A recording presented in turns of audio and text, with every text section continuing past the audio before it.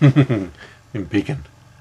Greetings, YouTubers. AtariLeaf here with a pickup video. It's been about 3 months, and I have about a dozen or so things here. Again, the reason I haven't done one is because I haven't been picking a lot of stuff up.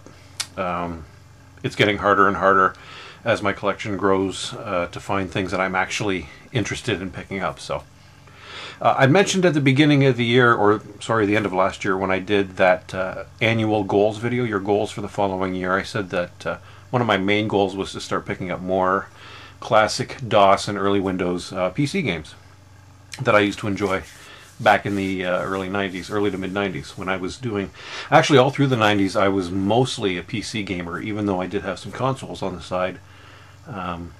I did really enjoy PC gaming back then. So there's a few things here. I'll go through the PC things first. There's 4 items here.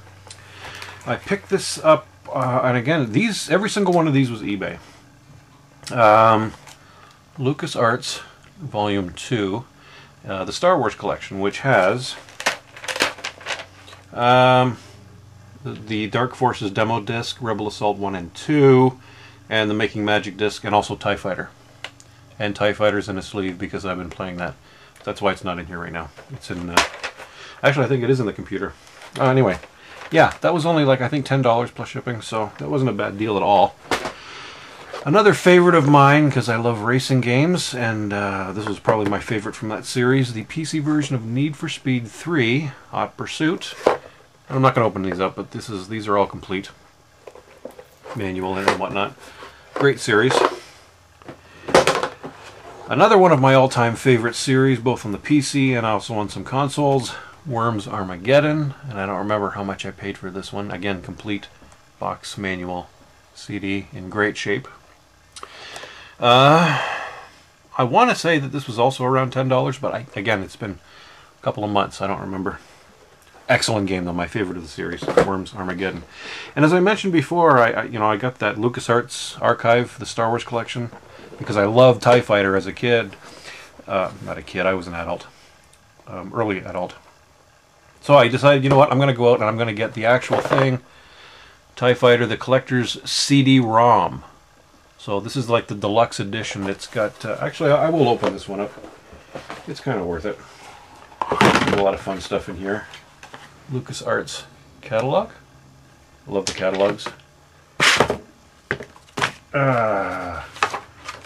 Troubleshooting guide for when your TIE Fighter doesn't work. I don't have an actual TIE Fighter. That would be cool. More paperwork. And the actual CD. So yeah, the collector's edition, which has all the expansion packs or the extra missions. The guy that sold it to me actually included a boot disc that he had used.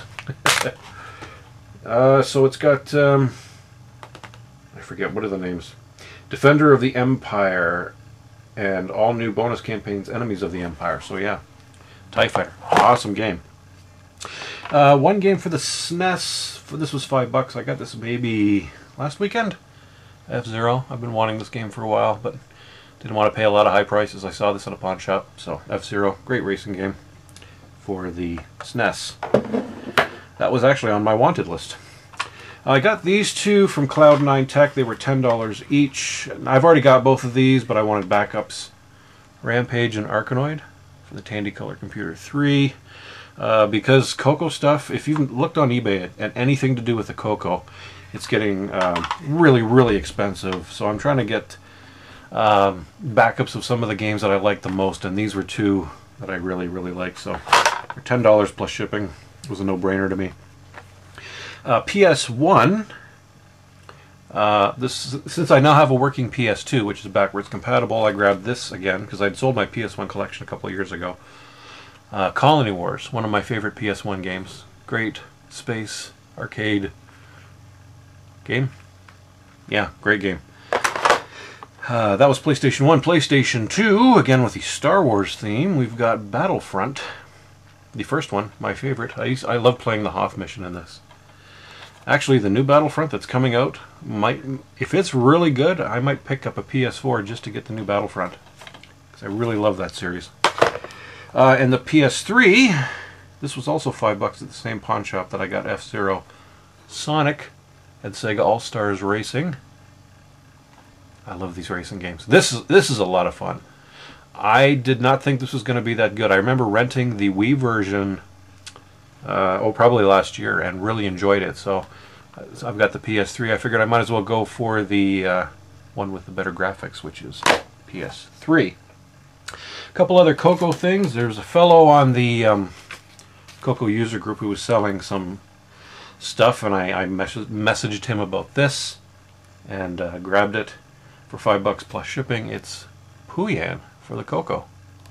This was my first time ever playing Pooyan was on the Tandy Color computer. I played this before I played the arcade version, and this is actually a really good version for the Coco too. And it's got the manual, and it came on cassette.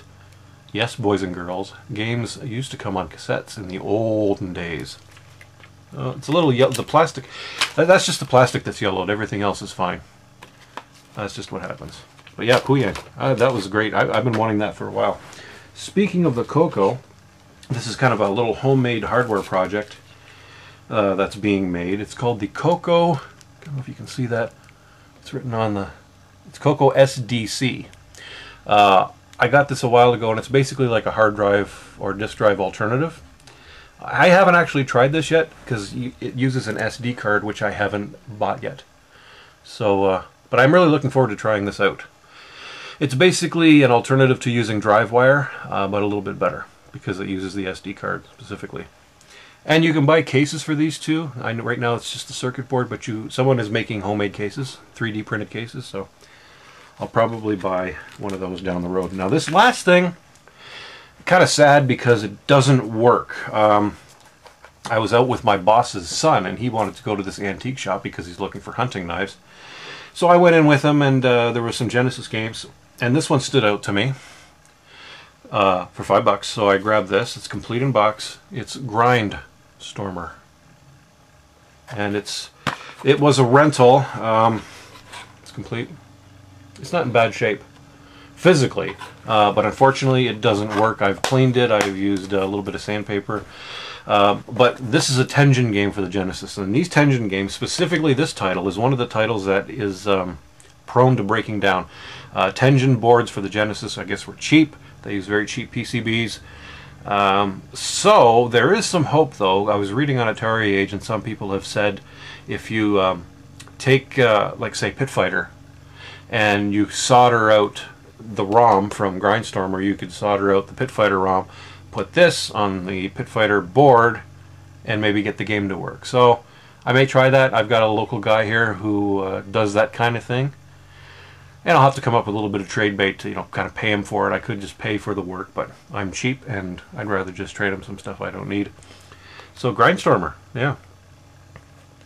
Because I looked online, and because I didn't know anything about this game. It's a shmup, which is the reason I wanted to grab it.